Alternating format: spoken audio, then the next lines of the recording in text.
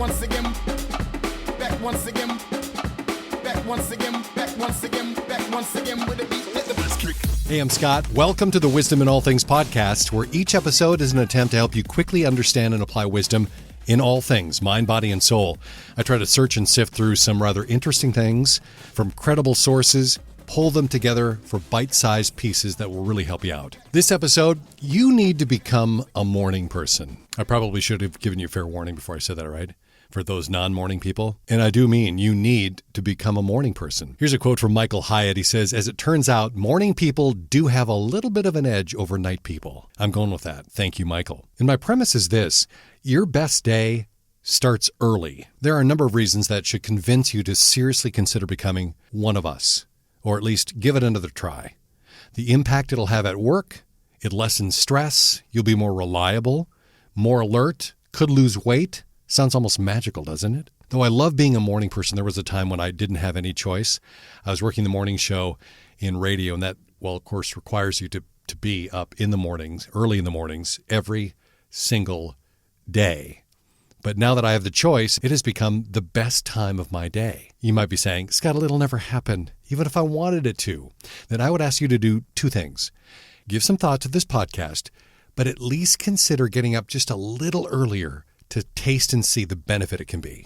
You may not become a 5 o'clocker, but every bit of time you can give your mornings will yield dividends. Here's a few reasons I would use if you argued with me about becoming a morning person.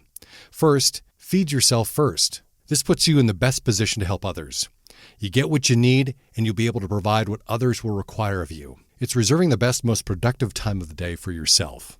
Second, routine is good. Get your morning plan together or routine together.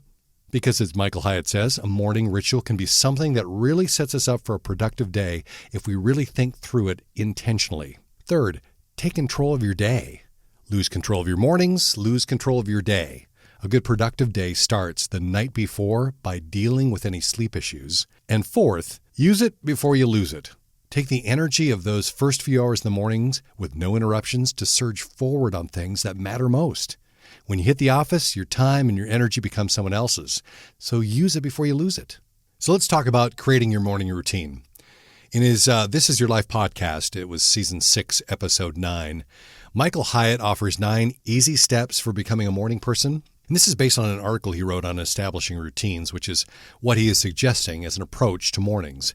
Intentionally create a morning routine to pave your way to becoming a morning person. So here's how you do that. First, he says, change the story. Michael says he hears this all the time. I'm not a morning person. I'm not a morning person. It's as if it were some immutable fact. What if it could change? What if all you had to do was change your narrative and start saying to yourself, I'm a morning person? It may feel a little phony. It may feel a little awkward at first.